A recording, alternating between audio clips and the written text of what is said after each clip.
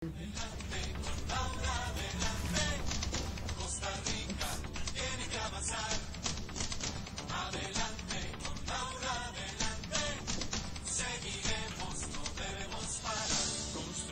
los caminos, juntos vamos a llegar. ¿Aló? Doña Laura, ya llegó Cristian Cambronero. Sí, decirle que pase.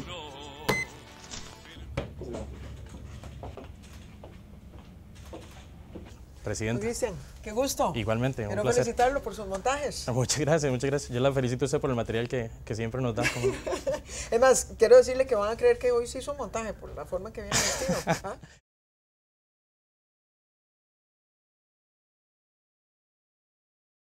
Doña Laura, un placer conocerla y muchas gracias por recibirnos.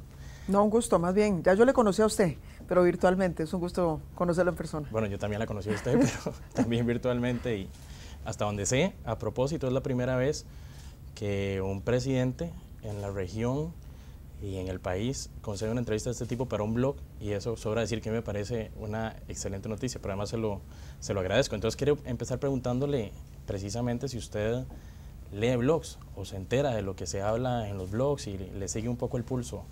Sí, bueno, digamos que yo creo que también debo tener el récord de ser casi que la única presidenta del mundo que administra su propia cuenta de Twitter, porque hemos estado acostumbrados a que alguien nos las administra. Sí. Bueno, eso, digamos, me ha generado alguna cercanía, digamos, a todo el mundo, digamos, de las redes sociales, sí, y del mundo de la internet, y entonces sí procuro estar, digamos, al tanto. Sí le mentiría si le digo que sigo con detalle el acontecer, porque entre otras cosas no tendría tiempo, pero por lo menos sí trato de estar al tanto de las grandes líneas, digamos, del debate que tiene lugar día a día. En nuestro país, por ejemplo, han surgido blogs anónimos. Algunos de ellos han hecho denuncias que no dejan de ser bastante sólidas, y es un fenómeno interesante. ¿Qué opinión le merece? Vamos a ver, yo creo que cuando estamos hablando de sociedades abiertas, cuando estamos hablando de solidificar valores como la libertad, como la democracia, entre más información y entre más acceso a la información, mejor. Es decir, esa es una regla clara. Ahora, ¿quiere decir que con esto basta? Yo creo que además hay un ingrediente muy importante cuando hablamos de más información y de más acceso a la información, que es ser responsable en el uso de la misma y saber también discriminar entre lo que puede ser una denuncia debidamente sustentada y luego rumores y cosas que a veces se dejan correr.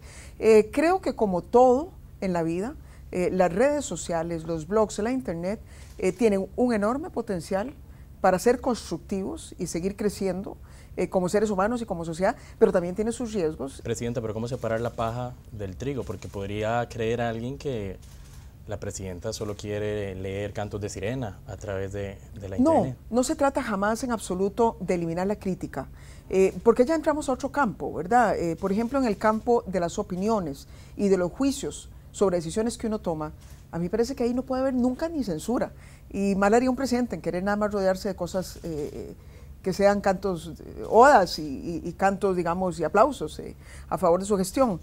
No, aquí estamos hablando sobre todo, digamos, cuando se presume denuncias sobre a veces información que se pone que es errónea o es falsa y que da derecho entonces a dudar de las intenciones. Pero además me parece, Cristian, que de todas maneras, lo que sí no puede ocurrir, ni en el mundo real, pero mucho menos en el mundo virtual, es que operen mecanismos de censura. Yo creo que el reto que tiene el mundo frente al tema de la internet y la información que ahí tiene lugar es que sean los propios usuarios los que vayan paulatinamente desarrollando una cultura de manejo de la información y que sea el mismo usuario el que vaya discriminando entre aquello de verdad que vale la pena leer y aquello que no. En referencia a la prensa, en su discurso del 1 de mayo, usted dice, pide calidad en las informaciones, seriedad en el análisis y probidad de métodos y fuentes, pero además dice humildad para reconocer los errores cuando se cometen. Doña Laura, ¿por qué no puntualizó si se trata de un caso concreto o quiénes son los que han metido la pata? No, porque a mí me parece que lo importante en un discurso como estos es el planteamiento, digamos, de las grandes líneas de reflexión. Es como cuando también se le llama la atención, digamos, a los políticos y a veces viera cómo uno añora que alguien pudiera ser capaz de puntualizar y no meternos a todos los políticos necesariamente en el mismo canasto. Bueno, lo que sucede es que a veces no está el espacio concreto y no se trata de una denuncia puntual. A mí me parece que sí es muy valedero el llamado a usar de nuevo todo el ejercicio de la libertad de expresión con responsabilidad. Pero me parece que es un llamado que obviamente no se centró solamente al sector de los medios de comunicación. Yo diría que la mayor parte más bien de mis reflexiones fueron precisamente dirigidas al sistema político. Presidente, en plano personal, yo creo que todos hemos tenido malos días, esos días en los que uno ve la cosa tan peluda que lo que se pregunta es ¿cómo me metí en esto? ¿Qué es lo que estoy haciendo aquí? Yo creo que el hecho de que usted sea presidenta no la libra de esos males. ¿Ha tenido usted uno de esos malos días?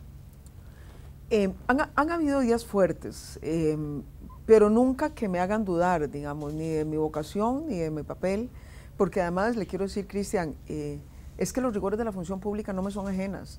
Quien cree que es la primera vez que me ha tocado despedirme de funcionarios, o quien cree que es la primera vez que he tenido que reconocer un error, o que descubrir y destapar un acto de corrupción, no, sí, tengo que estar en esto hace muchos años. Pero los momentos duros entonces no son esos que tal vez usted se imagina que la gente ve porque hubo un problema, porque se tuvo que ir un ministro, porque se denunció un acto de corrupción, como hicimos ahora con la trocha.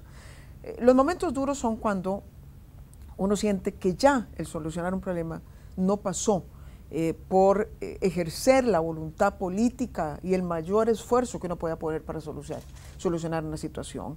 Entonces, por ejemplo, cuando me recibió el primer año las tormentas Thomas, ¿verdad? Y perdimos 20 y tantas vidas humanas, el haber compartido con esas familias el luto en la iglesia de San Antonio de Escazú, quizás es uno de los momentos que van a marcar más, como esos momentos de tristeza profunda de mi gestión. La impotencia que yo sentí ahí fue espantosa. Y luego cuando le ponemos tanto esfuerzo para aprobar una ley que sabemos que es controversial, que sabemos que es impopular y no nos importa caernos en las encuestas y no nos importa enfrentar a los intereses corporativos más fuertes, porque sabemos qué es lo que hay que hacer. Y bueno, y después de todos los esfuerzos se nos viene abajo y nos quedamos desarmados. Bueno, son momentos de alguna frustración, lo tengo que reconocer. ¿No la frustra también, doña Laura? Porque, perdón que insista, pero yo le escucho hablar de su experiencia, que es vasta y creo que eso nadie nunca lo ha puesto en duda, pero sin embargo, a la luz de las cifras y cuando uno sabe que 9 de cada 10 ciudadanos creen que el gobierno no está bajo su control, de nuevo a mí me lleva a preguntarme ¿por qué? ¿Por qué existe esa disonancia entre ese mensaje que usted trata de enviarle a los costarricenses de control, de experiencia y la forma en que los ciudadanos lo están percibiendo? Bueno, yo creo que hay varias cosas. Primero, también tengo que decirle que yo creo que todos de alguna manera estamos aprendiendo a leer un gobierno un tanto diferente y creo que no hay que minimizar el hecho de que haya una mujer al frente. Sí. En las encuestas se están haciendo preguntas que nunca se las habían hecho a un hombre. Entonces, y en las entrevistas también. Y en las entrevistas. Y si yo pudiera comparar esa pregunta nunca se la hicieron a ningún hombre. Entonces no tengo elemento de comparación. Yo lo que les digo, miren, compárenme con los elementos también que les preguntaban a ellos. Y ahí cuando nos comparamos con eso, yo le quiero decir que estamos en el promedio. A estas alturas habían unos que estaban más hundidos que yo, hay otros que han estado mejor. Entonces, ¿verdad? Por eso es que a veces es un poco tramposo también esto de la comunicación. Pero además, mire, hemos sido más que francos. Mi gobierno ganó después de una campaña muy intensa, estar muy presente en los medios de comunicación, y nos vinimos y nos metimos básicamente a hacer política pública. Hicimos un esfuerzo, diseño estratégico, las cosas van, y yo estoy segura que van a ir concretándose, sobre todo a partir de ahora. Pero como que cerramos el telón de la comunicación y del relacionamiento con la gente. Eso creó gran parte de esta disonancia, Cristian, y es algo frente a lo que estamos obligados a retomar espacios hacia adelante. Sabemos que va a ser mucho más difícil porque ahora tenemos que venir desde abajo, no como antes que estábamos arriba, pero tenemos que hacer un gran esfuerzo. Usted ha hablado, y el ministro Chacón también, en repetidas ocasiones, de que parece ser que el problema es de comunicación. Le quedan 2 años para enmendar la dirección en ese tema. Y yo le pregunto concretamente, ¿usted ya tiene un plan? Y segundo, ¿tendrá tiempo? Lo tiene don Francisco, que está por allá. Sí, vamos a ver. En el fondo siempre hemos tenido una estrategia, pero hay algo que es quizás lo más importante, ¿verdad? Uno no puede comunicar aquello que no existe. Si fuera que yo he llegado a la mitad de mi mandato y yo de pronto descubro, como a algún presidente por ahí sí le pasó, que no había nada, porque de verdad no se dedicó a la planificación estratégica, no había seguimiento, no había metas claras, mire, yo estaría en un problema y posiblemente usted sí me vería hoy apagada, triste y prácticamente derrotada. La ventaja es que tenemos cosas que están sucediendo. Entonces eso es lo primero. Lo segundo es tener una estrategia para poder enfrentar los elementos más débiles, digamos, en este momento de nuestra proyección. Y lo tercero, que es en donde siempre fallamos, fueron cómo efectivamente echar adelante ese andamiaje, porque no teníamos recursos, porque difícilmente teníamos personas, iban y venían. Bueno, don Francisco está haciendo un gran esfuerzo sobre la base de alguna construcción que ya para entonces había logrado desarrollar don Roberto Gallardo. Nos quedan 2 años, pero tampoco quiero que suene que son 2 años que nos vamos a dedicar simplemente a maquillarnos y a comunicar. No, son 2 años en donde sobre todo la consigna es trabajo, concreción de obra y por supuesto tratar de comunicar cada uno de esos pasos en los que vamos a estar trabajando. Quiero hablar un poquito más adelante de esas obras, pero antes le quiero preguntar, ¿a usted se le percibe en general como una mujer religiosa y una mujer, una presidenta cercana a la jerarquía católica? Yo quiero saber 2 cosas. Primero, que usted me diga si esta percepción es cierta. Y segundo, ¿qué tanto pesa ese factor en la decisión y en la posición que usted fija sobre algunos temas, digamos, sensibles? Miren, yo diría que soy una persona profundamente espiritual y la religión, no hay la menor duda, sea esta la católica, la judaica, la musulmana, maometana, el budismo, lo que sea, es un instrumento que le permite al ser humano expresar de manera muy intensa su espiritualidad. Y creo desde ese punto de vista que se vale que sigamos defendiendo en el desarrollo del ser humano el elemento de la espiritualidad y de la religión como uno de los vehículos de expresión de esa espiritualidad. Habiendo dicho esto, no soy fanática, creo en la libertad de culto. De hecho, es esta administración la que ha planteado el establecer reglas claras de relacionamiento con la Iglesia Católica y que en paralelo abramos la discusión sobre la confesionalidad del Estado costarricense y que más bien hagamos valer ese artículo constitucional de libertad de culto con reglas muy claras, de manera que no hay ni fanatismo, ni muchísimo menos la intención de gobernar con otra doctrina que no sea la doctrina que está expresada en nuestra Constitución política. Esa he sido yo siempre. De manera que me parece que simplemente pues se han acentuado algunas percepciones también como parte propia, digamos, de la lectura que ante vacíos comunicativos pues algunos grupos han hecho sobre mi persona. Me interesa hablar del tema de la ley de unión civil entre personas del mismo sexo o sociedad de convivencia. Son 2 proyectos que están en la corriente legislativa ahí atascados. Especialmente por el momentum que estamos viviendo con respecto al tema.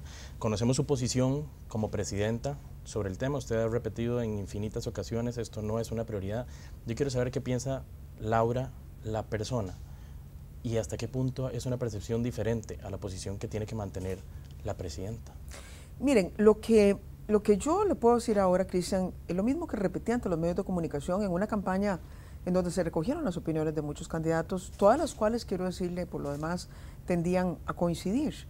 Y cuando hemos hablado de los temas de prioridades y no prioridades, no quiere decir esto, relativizar o no relativizar la importancia de algunas demandas de los grupos y de las minorías que existen en nuestra sociedad. Simple y sencillamente entramos con una agenda que dijimos muy claramente iban a ser estos los proyectos prioritarios, proyectos todos los nuestros, muy controversiales y que en consecuencia no admitían distracción. Pero también hemos dicho que, por ejemplo, frente a estos proyectos que usted menciona, que vamos a respetar en todo momento la tramitación de los mismos en la Asamblea Legislativa. No hemos dado nunca una línea de comportamiento a nuestra fracción porque entendemos que son proyectos que tienen que ver con creencias y valores muy personales. Doña Laura, la posición de respetar lo que hagan otras instancias como el Congreso o en dado caso los tribunales, ¿no es de alguna forma evitar una posición más proactiva por parte del Poder Ejecutivo? ¿No es quitarse el tiro? No, en absoluto, porque no nos está correspondiendo a nosotros resolver. Es una reforma a la ley, han sido decisiones constitucionales. A mí lo que sí me parece, Cristian, es... El Poder Ejecutivo podría, en efecto, poner énfasis en ese tema, como lo hizo, bueno, justamente esta semana anterior, se anuncian cuáles van a ser las prioridades para la nueva legislatura y es un tema que está ausente. Es decir, uno puede entender las prioridades establecidas por un gobierno, pero un gobierno también debe atender situaciones coyunturales. Bueno, aquí básicamente lo que nosotros de verdad hemos sostenido desde el principio es que hemos sido muy claros en cuáles han sido nuestras prioridades. Han surgido muchas otras demandas, mire, todas ellas muy legítimas, de diversos grupos, también de los grupos indígenas, de grupos defensores de distintas causas, y a todas ellas les hemos dicho, nosotros no vamos a boicotear y no vamos a bloquear. Hay que hacer esfuerzos grandes de consenso en la Asamblea Legislativa y me parece que es una tarea, sobre todo, que le concierne trabajar y construir a las fracciones legislativas. Nosotros lo que vamos a hacer es respetar efectivamente los avances, no vamos a entorpecer. Y sí hemos dicho con mucha claridad que lo que no se vale aquí es etiquetar, es demeritar, es degradar a las personas por sus preferencias o por la defensa de algunas causas. Algo que yo sí no admitiría es que en el marco de un debate sobre estos proyectos de ley, por ejemplo, se empiece a intensificar sentimientos homofóbicos o de condena a minorías sexuales simplemente porque no se comparte la posición. A mí me parece que tiene que ser un debate de mucho respeto y que, mientras tanto, desde el ejercicio de las potestades ejecutivas, nosotros garantizar un discurso de tolerancia. Nunca van a escuchar a Laura Chinchilla con un discurso de intolerancia ante las minorías y me parece que es lo que corresponde en el marco del debate. Con todo respeto, creo que tampoco la hemos escuchado fijar una posición clara sobre cuál es su opinión personal sobre ese tema. Si yo se lo pregunto puntualmente, si usted cree que una pareja conformada por dos personas del mismo sexo deberían tener derechos patrimoniales, asistenciales y gananciales, y que se debería legislar pronto, como ha pedido la Sala Constitucional en ese tema, ¿usted qué me responde? Ya lo habíamos respondido durante la campaña electoral, Cristian, por eso me extraña, me sacan los datos de lo que dije en la reforma fiscal, pero no me sacan esto, y yo en su momento dije que me parece que en lo que respecta a una serie de derechos previstos en la legislación de tipo civil, que tienen que ver con ejercicio del patrimonio y demás, por supuesto que no podemos discriminar.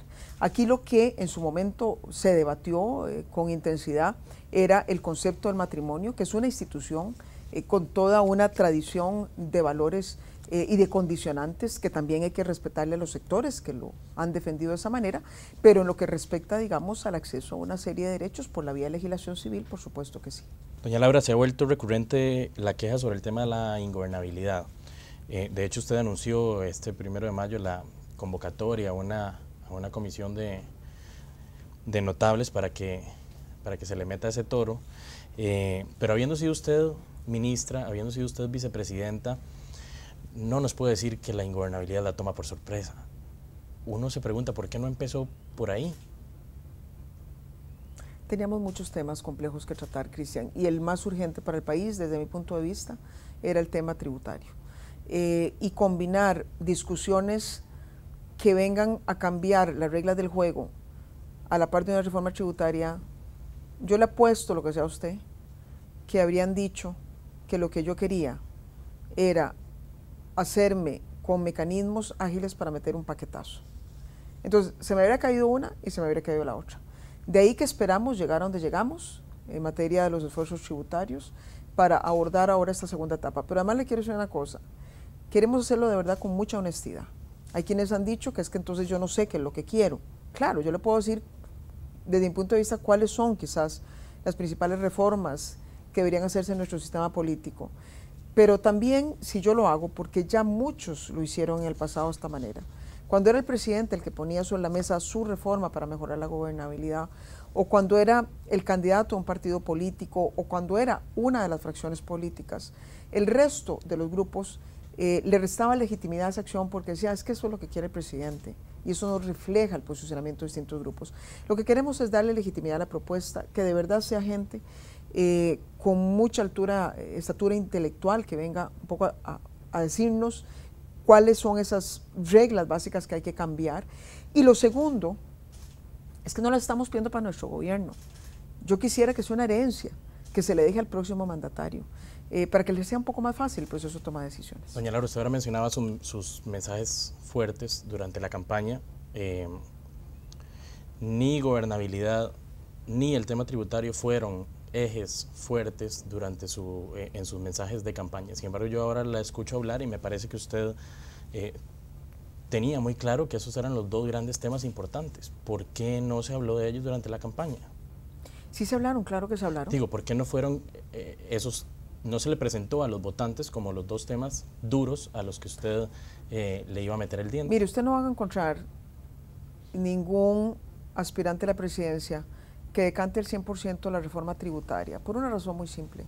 Es la negociación más compleja que tiene cualquier gobierno, y el gobierno tiene la obligación más bien de tratar de retomar criterios para proponer algo que tenga alguna viabilidad. Y eso fue lo que nosotros hicimos. Pero además también dijimos algo con mucha franqueza. Nosotros dijimos que sí iba a ser necesario abordar la discusión de la reforma tributaria, pero que el primer paso era reactivar economía. La economía, y le recuerdo, se empieza a reactivar precisamente en el año 2010. El año 2010 cerramos ya con una tasa de crecimiento bastante buena, y es en el 2011 cuando el gobierno dice lo mismo que dije en campaña: ahora sí es momento de poner la reforma tributaria sobre la mesa, la economía viene creciendo y nos podemos dar el lujo de hablar de tributos. Y en el tema de gobernabilidad, sí, recuerdo un debate en donde yo hasta les hice las propuestas cuando visité a don Otón, a Otto Guevara.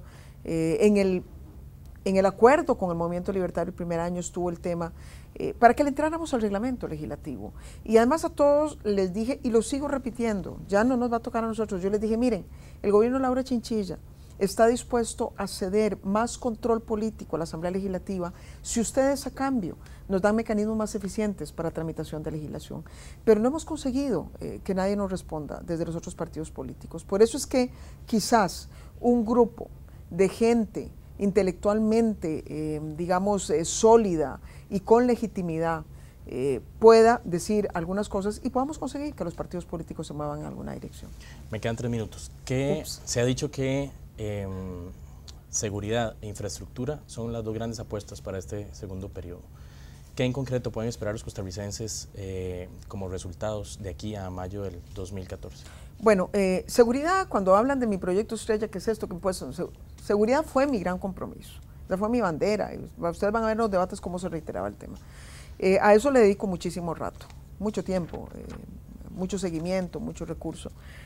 Los proyectos más importantes que hemos logrado sacar de la Asamblea Legislativa de manera exitosa son precisamente relacionados con la seguridad. Y creo que ya estamos cosechando resultados importantes. ¿Quiere decir esto que yo me sienta satisfecha? No. Conozco muy bien el tema como para saber que en el momento en que dejemos de presionar en los flancos que estamos presionando, se nos vuelve a ir de las manos. Entonces, ahí va a requerir mucho trabajo, pero esperamos dejar al país, digamos, con un mejor andamiaje en los temas de seguridad ciudadana. Y cuando hablamos de infraestructura, no me refiero solamente a la infraestructura física. Tenemos la mayor cartera de inversiones de toda la historia del país, tenemos varias arterias que ya empiezan a construirse este año, importantes desde el punto de vista logístico. Hablo también de la estructura digital. La infraestructura digital y la agenda tecnológica para mí siempre ha sido muy importante, y en cualquier gestión he dejado un paso.